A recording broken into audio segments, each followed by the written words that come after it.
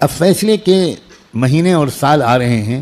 اس لیے اب گناہوں کی طرف واپس جانے کا بالکل وقت نہیں۔ بہت غور سے جملہ سننا،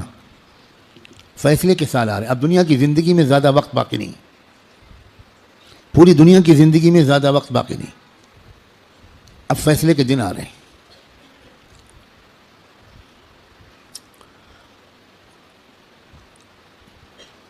پہلے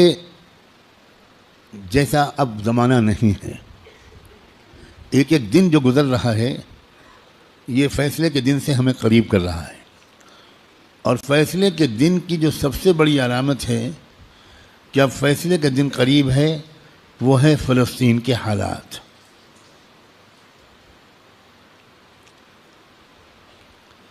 کیونکہ اب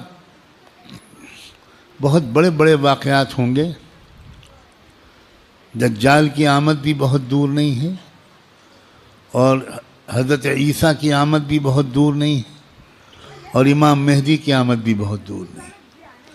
اب مسئلہ یہ ہے کہ اگر اب بھی ہم گناہوں کی زندگی میں لگے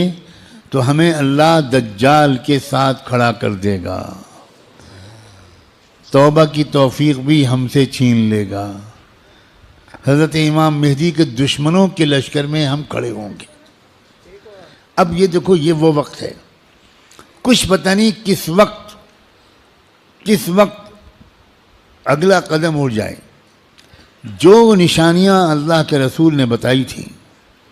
آخری فیصلہ کن دور کی، بڑی تیزی کے ساتھ آ رہی ہیں۔ اس میں ایک نشانی یہ تھی کہ بہت بھیانک جنگ ہوگی یہودیوں کے درمیان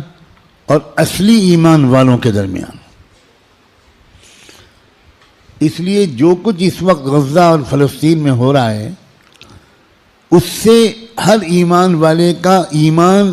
ہزاروں گنا ہر منٹ میں بڑھنا چاہیے، اس لیے کہ وہی ہو رہا ہے جو اللہ کے رسول بتا کر گئے تھے۔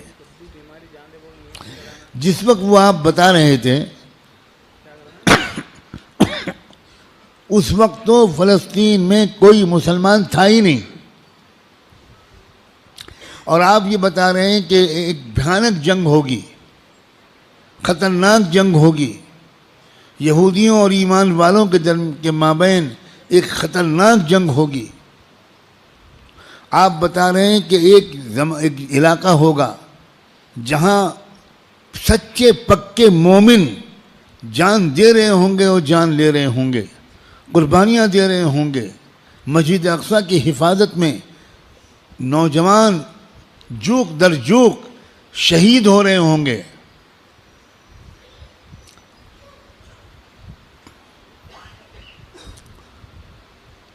اور اللہ وہاں کے مجاہدوں سے سب سے زیادہ خوش ہوگا، اصلی ایمان والے وہیں پر ہوں گے۔ یہاں تک کہ جب صحابہ نے پوچھا کہ یہ لوگ جن کے بارے میں آپ کہہ رہے ہیں سچے پکے مومن، یہ کہاں ہوں گے؟ آپ نے فرمایا یہ بیت المقدس اور اس کے چاروں طرف ہوں گے، مسجد اقصیٰ اور اس کے چاروں طرف ہوں گے۔ بالکل ٹھیک وہی جو کچھ آپ نے فرمایا تھا اس وقت وہاں ہو رہا ہے۔ ہم لوگ اسی زمانے میں ہیں، آپ اس سے خوش ہوں یا آپ اس سے ناراض ہوں، ہم کو اللہ نے وہی زمانہ عطا فرمایا جس میں ہم اپنی آنکھوں سے اللہ کے رسول کی بات کو سچا پکا ہوتا ہوا دیکھ رہے ہیں۔ تو اس وقت وہاں جو ہو رہا ہے اس سے ہر لمحے ایمان کو بڑھنا چاہیے ہمارے۔ یہ ہمارا ایمان کی مضبوطی کی وجہ، لوگ الٹا سمجھ رہے ہیں، یہ جو کچھ وہاں پر ہو رہا ہے اس سے خوف اس کے دل میں آ رہا ہے جو سمجھا ہوا نہیں ہے، ڈر وہ رہا ہے جو سمجھا ہوا نہیں ہے۔ لیکن جو سمجھا ہوا ہے قرآن و حدیث کو، اللہ کے رسول کی باتوں کو، وہ یہ کہہ رہا ہے کہ یہی تو وہ فرمایا تھا اللہ کے رسول نے، جو ہو رہا ہے وہی ہو رہا ہے جو اللہ کے رسول فرما کر گئے تھے۔ اس کا مطلب یہ ہے کہ آپ کی نبوت برحق ہے، آپ سچے رسول ہیں۔ آپ نے اس وقت یہ فرمایا تھا جب اس کے کوئی آثار نہیں تھے، اب آپ نے جو آئندہ کے بارے میں فرمایا تھا کہ جو ہوگا، جب وہ ہو رہا ہے اور پچھلے 6 مہینے سے ہو رہا ہے، بلکہ پچھلے 75 سال سے ہو رہا ہے، جو اللہ کے رسول بتا کر گئے تھے، تو اس کے بعد میں جو ہوگا اس مقابلے کا آخری انجام، اس کے بارے میں اللہ کے رسول نے جو کچھ فرمایا وہ بھی یقیناً ہو کر رہے گا۔ اور وہ کیا ہوگا؟ وہ یہ ہوگا کہ اللہ کے کلمے کا بول بالا وہاں سے پھیلنا شروع ہو کر پورے عالم کی ہر کچی پکے گھر میں اللہ کا کلمہ داخل ہوگا، پوری زمین پر انصاف کا نظام قائم ہوگا، اللہ کا حکم چلے گا، باطل ٹوٹے گا، حق کا غلبہ ہوگا، ایمان والوں کو اللہ تعالیٰ عزت، حکومت، اقتدار، طاقت، غلبہ دیں گے، ان کی قربانیوں کے انعام کے طور پر ضرور دیں گے۔ اور پھر دجال کا قتل ہوگا، دجال سے چھٹکارا ملے گا، پوری دنیا میں لا يبقى بیت مدر ولا وبر الا وتدخل فيه کلمۃ الاسلام بعز عزیز او بذل ذلیل۔ اللہ کے رسول کی حدیث کے الفاظ ہیں کہ کوئی کچا پکا گھر یا کوئی خیمہ ایسا نہیں بچے گا جس میں اللہ کا کلمہ داخل نہ ہو جائے، طاقت کے بل پر یا قبول کر کے داخل ہو کر رہے گا۔ اس لیے لوگوں، یہ بہت چوکنا رہ کر جینے والا زمانہ ہے۔ اگر اسی طرح غفلت میں رہے جس طرح اب تک جی رہے ہیں تو ہمیں خبر بھی نہیں ہوگی، اور اللہ کی طرف سے فیصلہ ہو چکا ہوگا کہ اس نالائق، فاسق، فاجر، خطاکار، گنہگار مسلمان کو میں دجال کا ساتھی بناؤں گا، یہ امام مہدی کا ساتھی نہیں بنے گا، یہ حق کا ساتھی نہیں بنے گا، یہ سچ اور انصاف کا ساتھی نہیں بنے گا، یہ مظلوموں کا خادم نہیں بنے گا، یہ ظالموں کا ایجنٹ بنے گا، یہ ظالموں کا مخبر بنے گا، یہ ظالموں کا دلال بنے گا، 4 پیسے کے لیے تھانے پہ جا کر مخبری کرے گا۔ یہ فیصلہ کسی لمحے ہم میں سے کسی کے بارے میں ہو سکتا ہے۔ یاد رکھنا، میں نے اللہ کی توفیق سے اپنی بساط کے مطابق بہت لمبی بات کو چند جملوں میں سمیٹ کر آپ کے سامنے رکھ دیا ہے۔ قسم کھا کے کہتا ہوں، اس میں ذرا بھی مبالغہ نہیں ہے، فیصلے کا دن قریب ہے۔ اب اگر گناہوں کی طرف واپس لوٹے، اب اگر پچھلی زندگی کی طرف واپس لوٹے، جن غلطیوں کو چھوڑنے کا فیصلہ کیا ہے، بار بار اللہ تعالیٰ سے عہد کیا ہے، بار بار رو رو کر انفرادی اور اجتماعی طور پر یہ ارادہ کیا ہے کہ اب گناہ کی طرف واپس نہیں جائیں گے، دوستو اب اگر واپس گئے تو پتہ نہیں پھر دوبارہ توبہ نصیب ہوگی کہ نہیں، کیونکہ یہ جو دن اب آ گیا زمانہ،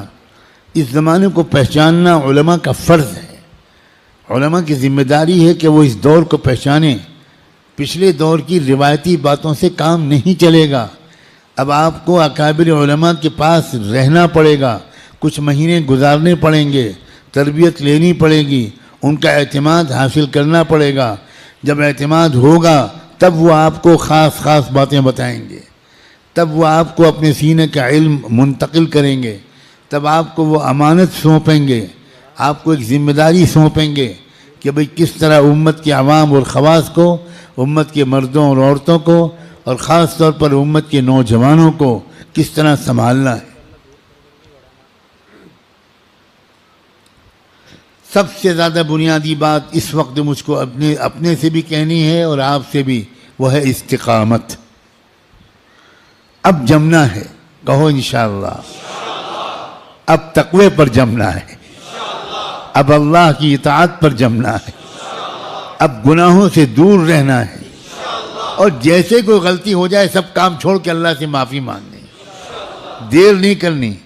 کیونکہ پل پل یہ خطرہ ہے۔ جو واقعی زمانے کے تقاضوں سے واقف لوگ ہیں، وہ ہر وقت ان کا دل اس وقت فلسطین کی طرف لگا رہتا ہے، اور اس لیے کہ وہ بار بار تازہ ترین وہاں کی خبریں جاننا چاہتے ہیں کہ کہیں دجال آ تو نہیں گیا، کہیں کوئی ایسا دعویٰ تو نہیں ہو گیا۔ یہ غفلت کے ساتھ زندگی کے دن نہیں ہیں، غفلت کے ساتھ گزارنے والے دن نہیں ہیں، یہ بہت ہوشیاری کے دن ہیں۔ اور یہ بھی یاد رکھنا، الٹے سیدھے مقرروں اور مولویوں، الٹے سیدھے جو اپنے آپ کو عالم کہتے ہیں اور ہیں وہ جاہل، ان کی باتوں کے چکر میں مت آنا. وہ طرح طرح کی باتیں تم کو بتا کر تم کو غلط راستے پر لے جائیں گے. جو سچے پکے اکابرین ہیں، بڑے بڑے بزرگوں کی صحبت یافتہ، قرآن مجید کے مفسر، قرآن کو گہرائی سے سمجھنے والے، اللہ کے رسول کی منشا کو سمجھنے والے، پوری زندگی کے 24 گھنٹے اللہ کے دین کی خدمت میں گزارنے والے، جن پر وقت کے سارے بزرگوں نے اعتماد کا اظہار کیا، ان کی بات ماننا ہے. ورنہ سوشل میڈیا پہ جاؤ تو 50 انجینئر ملیں گے اور 50 ڈاکٹر ملیں گے اور 50